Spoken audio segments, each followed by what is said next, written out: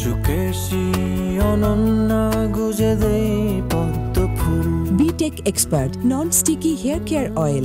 BTech Expert. Stay young.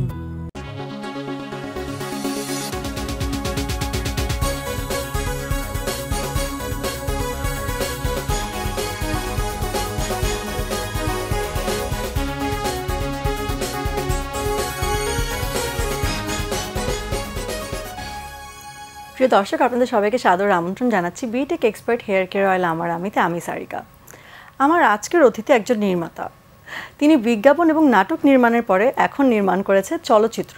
কিন্তু কিছু কিছু নির্মাতাকে আমরা মাঝে মাঝে অনস্ক্রিন দেখতে পাই এবং তাদের অভিনয় দক্ষতা দিয়ে জয় করে নেয় লাখো মানুষের হৃদয়। এমনই একজন মানুষ আমাদের আজকের অতিথি।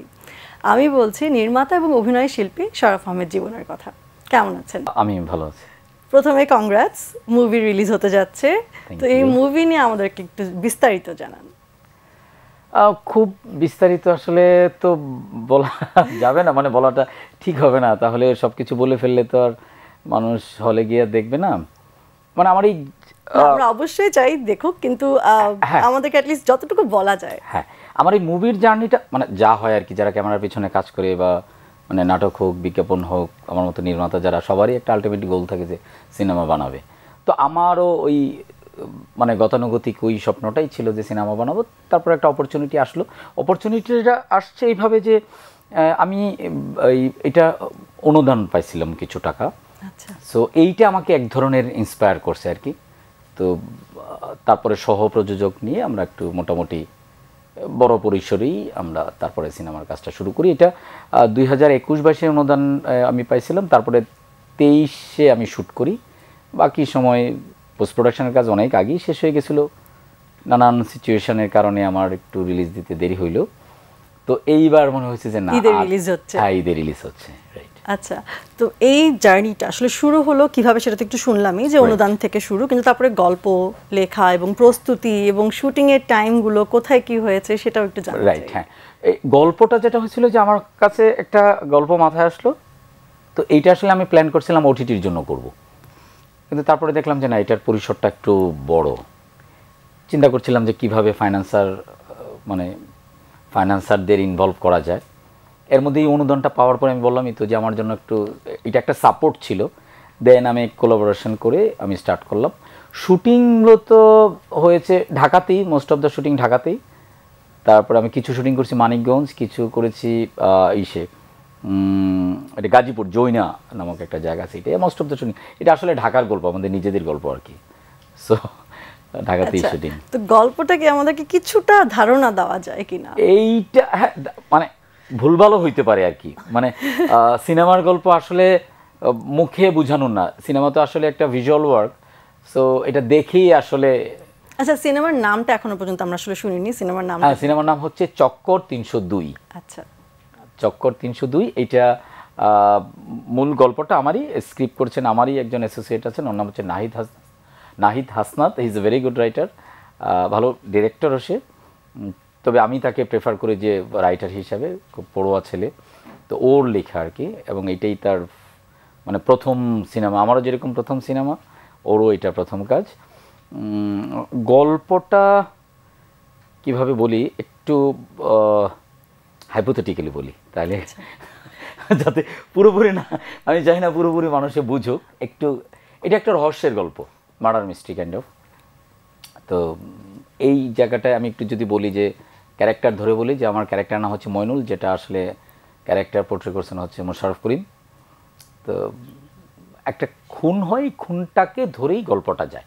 কিন্তু আমি বলি যে আমাদের যেটা হয় মার্ডার মিস্ট্রি, যেটা হয় ইউজুয়ালি যে গল্পগুলো থাকে যে মানে ওয়ান লাইনার আর কি, একটা লেয়ারের। আমার এই গল্পের মজাটা হলো যে এটা 2 লাইনার, মানে প্যারালাল দুইটা গল্প।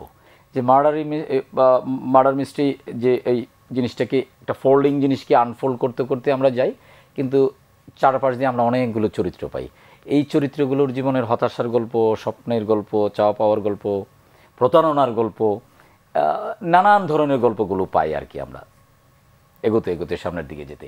এইটাই হচ্ছে এই গল্পের স্পেশালিটি। আমরা বলতে পারি যে একদিকে যেরকম একটা একটা রহস্যের গল্প, আরেকদিকে সম্পর্কের গল্প। একদিকে যে মার্ডার মিস্ট্রিটাকে আমরা আনফোল্ড করছি, আরেকদিকে সম্পর্কের জায়গাগুলো আমরা আগাচ্ছি আবার পিছাচ্ছি, আনফোল্ড করছি, মানে ইটস লাইক কিভাবে বলা চলে যে একদিকে রহস্য আরেকদিকে জীবন। একটা ছবির ভিতরে আসলে মানুষ অনেক কিছু পাবে, অনেক রকম ফ্লেভার পাবে। এক্স্যাক্টলি। আচ্ছা, তো shooting it's a complete package বলা ওকে, সো কাস্টিং এর ক্ষেত্রে আসলে কিভাবে ডিসিশনটা নেওয়া হলো?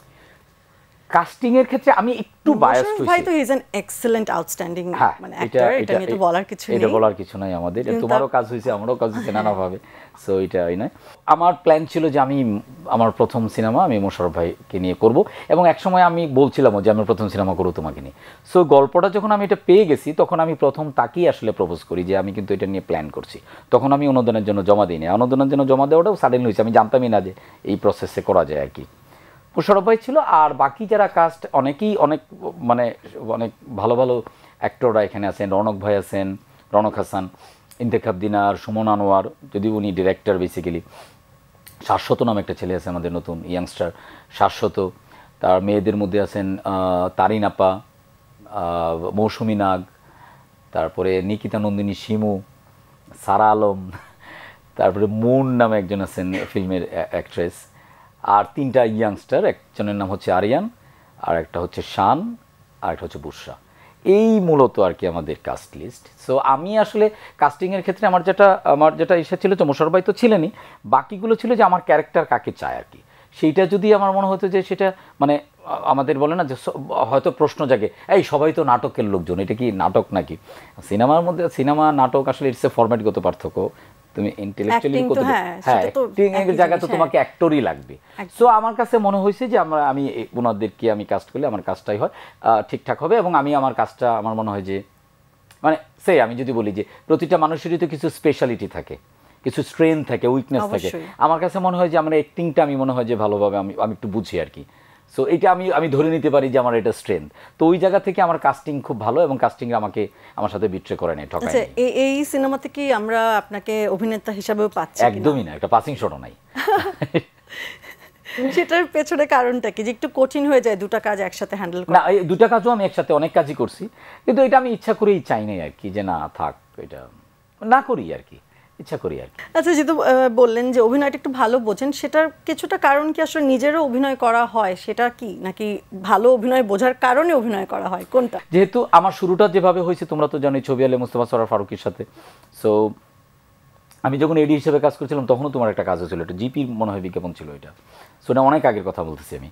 তো ওইখানে যেটা হলো কি, বসের যেটা হলো কি, যে বসের অ্যাক্টিং বের করে নেওয়ার যে ক্যাপাবিলিটি, আমার মনে হয় যে উনি মানে যে মানুষের মিনিমাম লেভেলের জ্ঞান বুদ্ধি আছে ওনাদেরকে দিয়েও উনি অ্যাক্টিং করাতে পারবেন, এবং মিডিয়াতে ওনার অনেক এটা প্রমাণও আছে, অনেককে দিয়ে উনি মানে অ্যাক্টিং করাইছেন।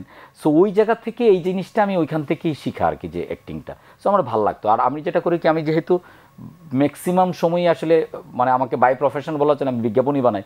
তো বিজ্ঞাপন তো আসলে অনেকই বানা হয়, নাটক বা সিনেমার চেয়ে বিজ্ঞাপনের পরিমাণটা তো আসলে বেশি হয়। এমনও হয় যে মাসে 2-3টা বিজ্ঞাপন করছি, তো 2-3টা বিজ্ঞাপনে কী হয়, প্রচুর পরিমাণে ক্যারেক্টার থাকে। আমি ক্যারেক্টার স্টাডিটা অনেক ভালো করি, যে এই ক্যারেক্টারটা কী, এই ক্যারেক্টারটা কীভাবে খায়, কীভাবে ঘুমায়, ওর পছন্দের রং কী, ওর একাডেমিক যে ব্যাকগ্রাউন্ড কী, ওর কালচারাল এডুকেশন আছে নাকি নাই, হ্যাঁ, ও কি কালার ব্লাইন্ড নাকি, এই জিনিসগুলো স্টাডি করি। তো স্টাডি করতে করতে যেটা হয় কি, যে এই চরিত্রগুলো তো আমি তখন একটা ভিজুয়ালি আমি দেখি, দেখতে দেখতে হয় কি যে আমি পারফর্ম করা শুরু করি, সেটা মেয়ে হোক, ছেলে হোক, বাচ্চা হোক। এই পারফর্ম করতে করতে মনে হয় যে ইনবিল্ট আমার ভিতরে, মানে ন্যাচারালি আমার ভিতরে অ্যাক্টিংয়ের এটা গ্রো হয়েছে। কিন্তু বাট মানে হেট টু অ্যাক্ট, আমি আসলে অ্যাক্টিং পছন্দই করি না, যতটুকু করি এটা চাপে পড়ে অথবা অভাবে পড়ে। যে এটা একটু অবাক করার বিষয়, নির্মাণ দিয়ে তো আসলে শুরু ক্যারিয়ার, বাট অ্যাক্টিংটা কিভাবে শুরু হলো সেই গল্প আমরা শুনবো ছোট একটি বিরতির পর। দর্শক, ফিরছি বিরতির পর। কালচারালি আমি বড় হয়েছি হিন্দু কালচারে অনেকটা, যে সন্ধ্যা হইতেই উলুধ্বনি শুনতাম, কীর্তন, এবং প্রতিদিনই এখনও গেলে যে প্রতিদিনই গান বাজনা হচ্ছে ওই জায়গা থেকে।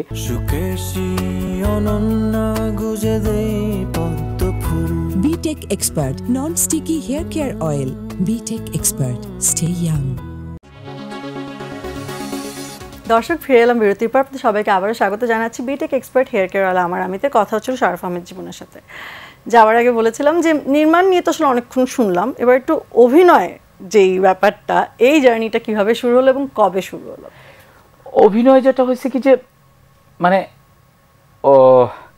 টুকিটাকি ছোটোখাটো চরিত্র আমরা যখন ছবি হলে ছিলাম তখনই করতে হইতো। এই কেউ আসে নাই, আচ্ছা ঠিক আছে, এডি আছে কেউ, হ্যাঁ তাকে এডি আছে, হয়তো দাঁড় করায় দেওয়া, এরকম তো হয়েছেই। কিন্তু আমার কখনোই পছন্দ ছিল না, যেটা আমি আগেও বলছি যে আমার এতটা পছন্দ ছিল না, তো আমি স্বাচ্ছন্দ্য বোধ করতাম না আর কি। এরপরে যখন আমি বিজ্ঞাপনে মোটামুটি রেগুলার হয়ে গেলাম, তখন এই আশেপাশের লোকজন, পরিচিত লোকজন, ওনারা আমাকে, বিজ্ঞাপনে কি হয়, বিজ্ঞাপনে তো মোস্ট অফ দ্য টাইম হয় তোমাকে সেলিব্রিটি কাস্ট করবে অথবা তোমাকে ক্যারেক্টার নিবে, যে এই আমার এই লুকের সাথে এই এই এই ক্যারেক্টারের সাথে এই কাজটা যায়। এরকম বেশ কিছু বিজ্ঞাপন করলাম, কিন্তু আমি কখনোই এটা বললাম না যে খুব মন থেকে করা বা এটা করতাম। টাকা পয়সাও নিতাম না, অনেক সময় জোর করে কেউ কিছু দিলে এটা নিতাম না, থাক এটা আমার প্রফেশন, আমি নিব না। তো অমি যেটা হলো কি, হঠাৎ করে ওই সর্বনাশটা করছে।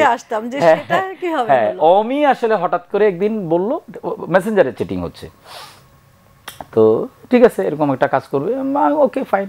আমি তো এরকম তো অনেকেই বলে টলে রেডি হয়ে যাবে।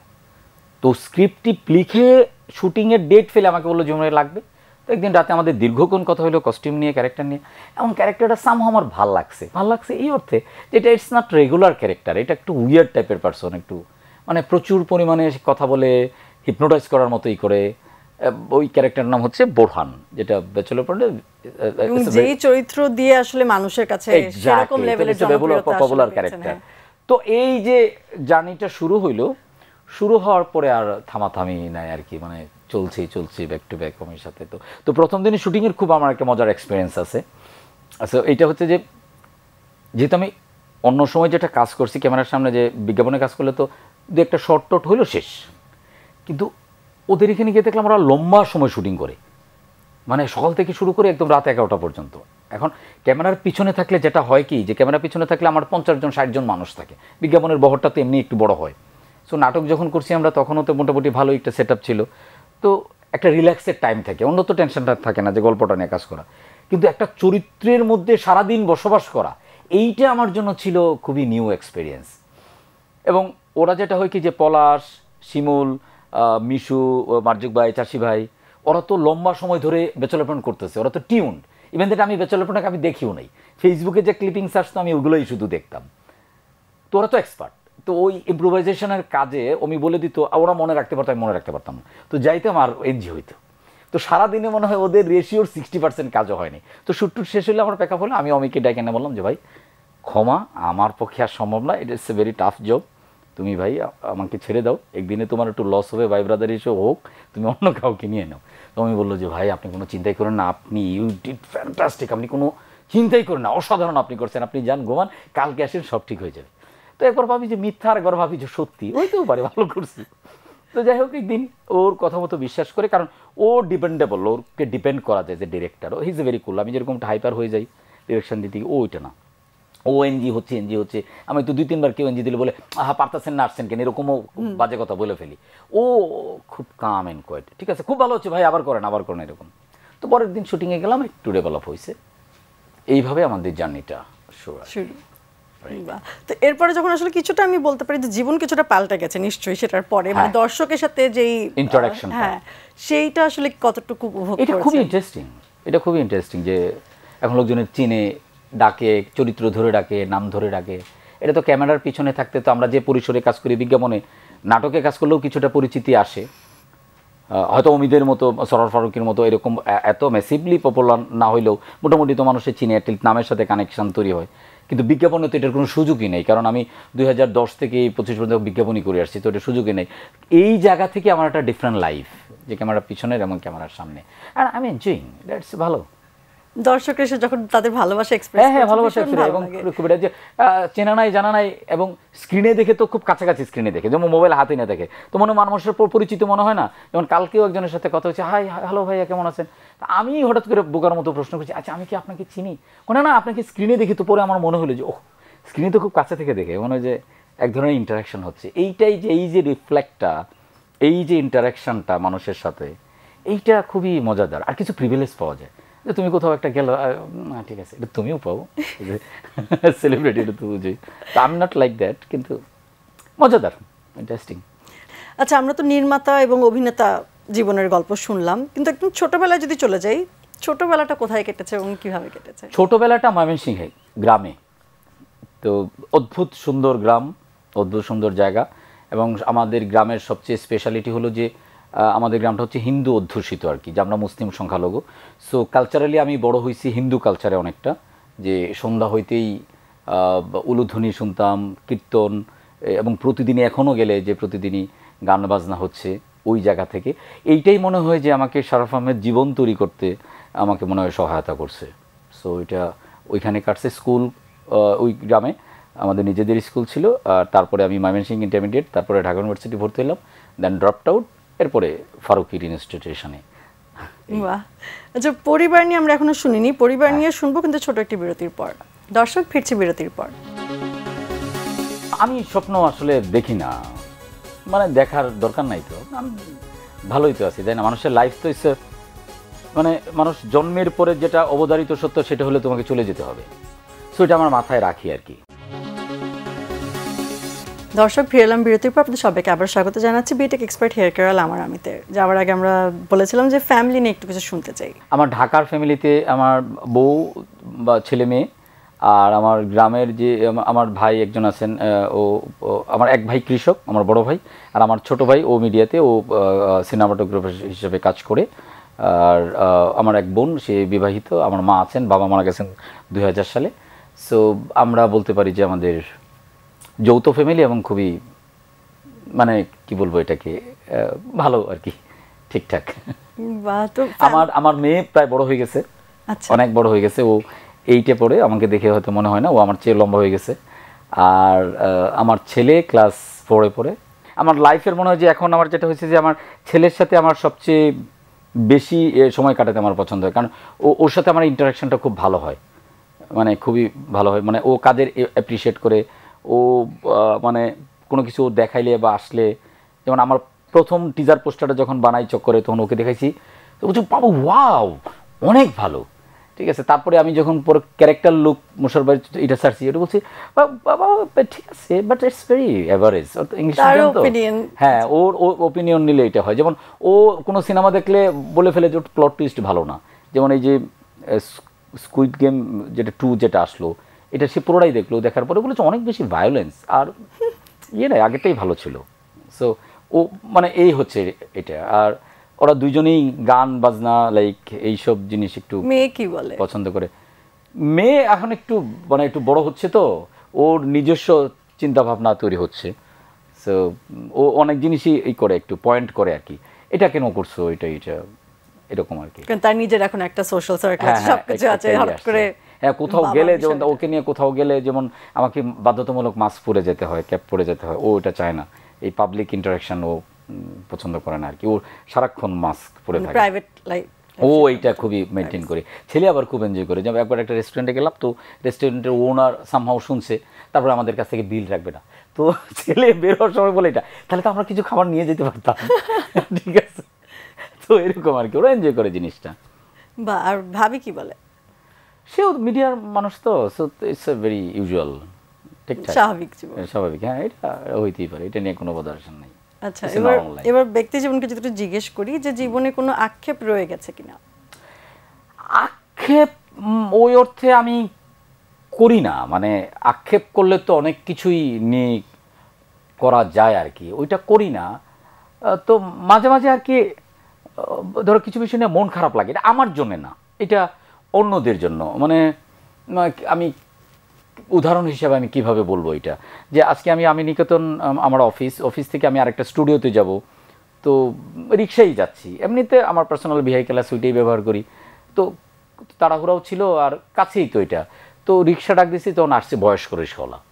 এমন এত বয়স্ক যে আমি যে উঠবো এইটা আমার পক্ষে মানে আমার সম্ভব হচ্ছিল না আর কি। তো আমি বললাম যে চাচা আমি যাবো না, আপনাকে আমি 30 টাকা আমি দিয়ে দিচ্ছি। তো আরেকজন আসছে, উনিও বয়স্ক, তো উনি তো তাকাচ্ছে, যে আমারটাই উঠেন। আমি বলছি যে না, আপনারটাই উঠবেন, ওনাকে আমি 30 টাকা দিলাম। তো এই বিষয়গুলো আর কি, মানে এইরকম যদি না হইতো তাহলে হয়তো ভালো হইতো আরো, লাইক মানে মানুষ তো, তাই না? এটা অবশ্যই। যাই হোক, জীবনে এমন কোনো স্বপ্ন আছে যেটা আসলে এখনো পূরণ হয়নি? আমি স্বপ্ন আসলে দেখি না, মানে দেখার দরকার নাই তো, আমি ভালোই তো আছি, তাই না? মানুষের লাইফ তো ইচ্ছে, মানে মানুষ জন্মের পরে যেটা অবধারিত সত্য সেটা হলে তোমাকে চলে যেতে হবে। সো এটা আমার মাথায় রাখি আর কি। সো এত কিছু করার তো দরকার নাই। মানে মানে আমি কীভাবে বলবো এটা, এখন আমি একটু হয়তোবা হিংসাত্মক কথাবার্তা বলে ফেলবো আর কি, যে এই যে মানুষের এত এত টাকা, হাজার হাজার কোটি কোটি টাকা, এত তো মানুষের দরকার নাই। মানে কেন তাহলে আমি স্বপ্নটা দেখব? মানে যাদের হাজার হাজার কোটি টাকা আছে তার আরও টাকা দরকার। টাকা একটা মানুষের জীবনে, তুমি তোমার জীবনে যদি চিন্তা করে দেখো, তোমার এন্টায়ার লাইফে তুমি তোমার বেস্ট জিনিসগুলো, সবচেয়ে দামি দামি শাড়ি পরবা, সবচেয়ে দামি গাড়ি নিবা, সবচেয়ে দামি বাড়িতে থাকবা, সবচেয়ে দামি দেশে থাকবা। আমরা কনসেপচুয়ালি ধরে নিলাম আমরা আমেরিকায় তুমি থাকলা, তাহলে তোমার লাইফে 150 কোটির উপরে টাকা দরকার হয় না। তাহলে হাজার হাজার কোটি টাকাতে কী করবে? সো দরকার নাই তো, স্বপ্ন দেখার দরকার কি? আমি আসি, বেঁচে আসি অন্য প্রাণীদের মতোই তো আমি, তাই না? আমার হয়তো বিবেক বুদ্ধি দিছে, মানুষ নাম হয়েছে দেখে, তো একটা সার্কেল অনুযায়ী তো আমি চলে যাব, অন্য একটা জীবন পাবো বা পাবো না, এটাই। সো কী দরকার স্বপ্ন দেখে? আসি, ভালো আছি। কিন্তু তারপরেও যদি বলি যে সামনের পথটা আসলে কিভাবে ভাবা হচ্ছে বা কি করতে চাচ্ছেন, ওই জায়গা থেকে যেটা হয় কি যে, মানে আমি যদি মানে এরকম যে আমি চার্লি চ্যাপলিনের খুব ফ্যান, আমার খুব ভালো লাগে। আমি ওনার ছবি মনে হয় 200-300 বার করে দেখা। তো ওনার একটা স্টুডিও ছিল নিজস্ব। মানে আমার যদি এরকম পয়সা হয়, কোনো দিন হবে না আমি জানি, কারণ পয়সা নিয়ে আমি ম্যানিফেস্ট করি না, আমি মানি ম্যানেজমেন্ট বুঝি না।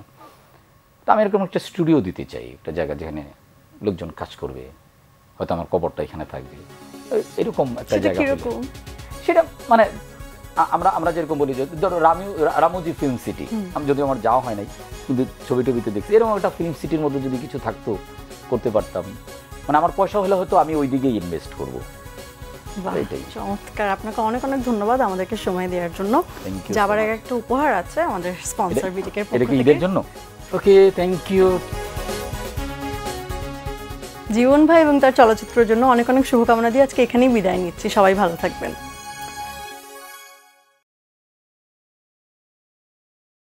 সুকেশী অনন্যা গুজে দেই পদ্ম ফুল। BTech Expert Non-Sticky Hair Care Oil. BTech Expert. Stay young.